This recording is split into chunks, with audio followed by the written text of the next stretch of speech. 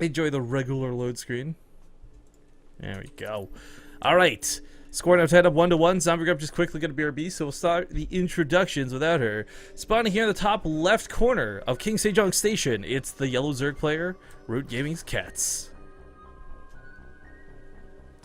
With really nice base control there in that last game. But his opponent down here to the south, it is the red Zerg player, Mavis, aka Shakti. Now, he had a really nice game number 1 versus Catz. Oh, welcome back. He had a really nice game 1 versus Catz. I think a lot of that was holding off what Catz did, a little bit more than Catz necessarily making good versus bad choices himself. But game 2 definitely was a lot more. You could see the decision-making process in Katz's mind. You know, focusing heavily on that third, make sure Shakti was always going to be a little bit behind. I really liked that last game out of Catz, quite frankly. I think, again, that first game was just a case of Catz being a little underprepared for the mutas, and this time he was totally prepared. I don't know if he ever actually scouted it, or if it was like, you know, queens are kind of a good defensive tool everywhere, so why not just like get a lot of them in case he is going into it. I don't know, but what he did worked out, and he had time to build spores and all that too. Well, we'll see if Shakti keeps up with his Mutalisks on this game, or if he'll be able to maybe change it up a little bit. Mutas are not bad, guys. Once upon a time, mutas were the only way to play this matchup. If you're near to StarCraft2 and you weren't here at the start of Heart of the Swarm, oh boy, was it only Mutalisks, and more Mutalisks. And if you want anything else, you were just simply wrong. Things have toned down, things have changed. We've had a lot of balances and tweaks to the game since then, but it doesn't mean they're not viable. And the thing that they give, and I think this is what really needs to be valued here, is Shakti's going to have map control early on if he goes for Mutalisks. Catz, if he's forced to play at home, if he's forced to turtle up, granted, you can still play defensively from a position like that, but that's never the position you want to be in as a Zerg player. No. So far, Shakti hasn't really been doing the typical mutas versus non-mutas, though. He's been actually investing into his mutas. Riff said in the first game that unless your opponent also goes mutas, you generally don't invest into him, and it's absolutely true. But he's been consistently adding just a few more, getting the upgrades. If he loses them, he replenishes them. No transferring into roaches. Well, King Sejong Station is certainly a map where I think this map never seems to disappoint. We've seen some pretty crazy strategies on this map. I think one of my favorite ones, of course, was oh gosh, was the WCS qualifiers? Well, we saw the Serral, he broke the swarm host with like Ultralisks and Banlings. Was that on this map? It was this map. I remember specifically it was this map. I can't remember what tournament it was from, but Oh, I know what you're talking about. the point is, look, Yeah. guys, King Sejong Station, whether it's ZVZ, whether it's TVZ, whatever the case is, like it's always got good games. And this map, I don't know what the magic part of the layout is that makes it so, but I doubt the ZVZ will be too lackluster.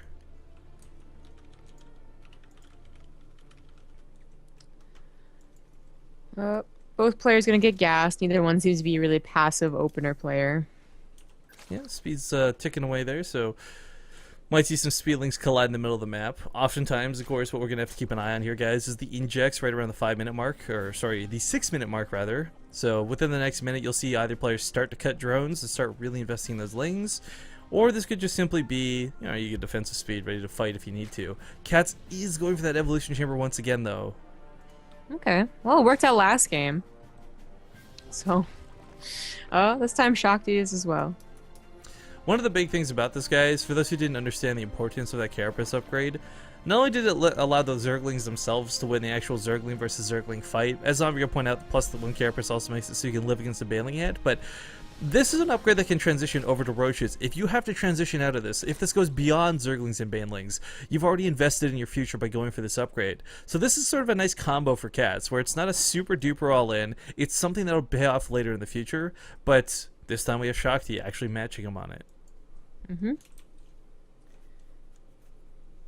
They're going to finish up about equal on everything, but Shakti throws on 2 more gases. He has done this consistently, and he's been going into mutas every single time. Throws on a 4th a little bit later. There we go. There it is.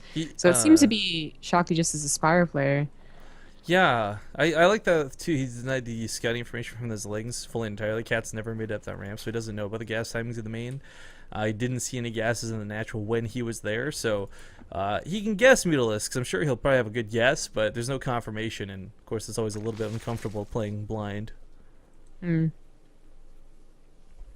He's a, you know what you could say about Shakti, right? What? He's an aspiring young player. Ah. Ah, okay. Actually, we'll see. I'm a little curious if he will go for that, though. Having invested in the +1 Carapace, once again, this transitions to your Roach is so much better. Yes, you're going to go a lot of Lings underneath your Mutas in the first place, but we'll see if it gets any breathing room to do that, because Catz is barreling down his front door here in a moment with a lot of Zerglings.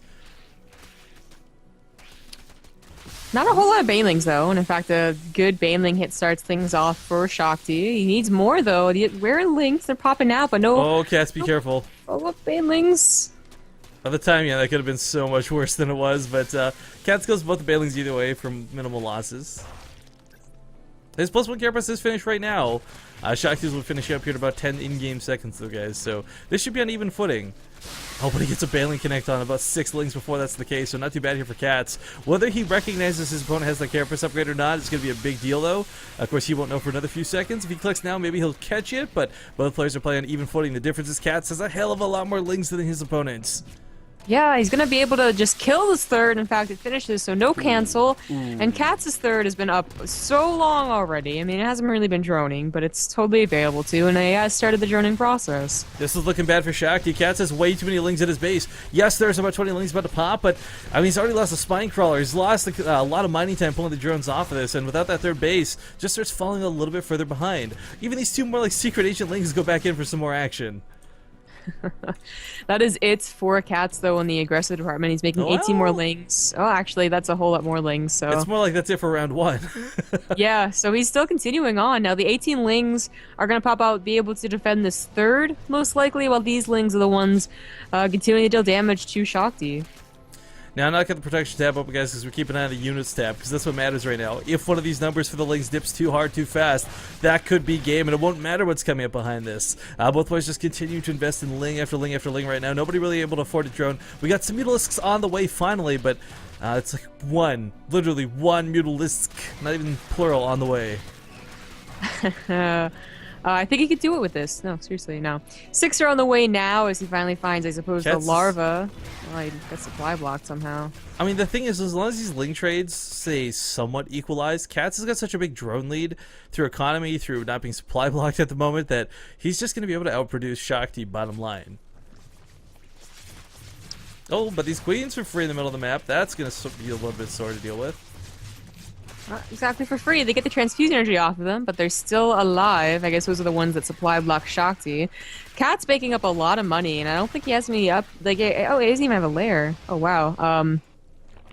Okay, that's, I guess he's gonna do it with Lings and Queens? I think he can, because those other Lings that he sent across the map earlier, they never came back home for the defense, so here they are already in the mineral line. Shakti, of course, with some mutas can eventually clean this up, but yeah, he just would take too many losses in the process. GG's called. The tap out goes down, and Catz will walk out of his group victorious 2-1.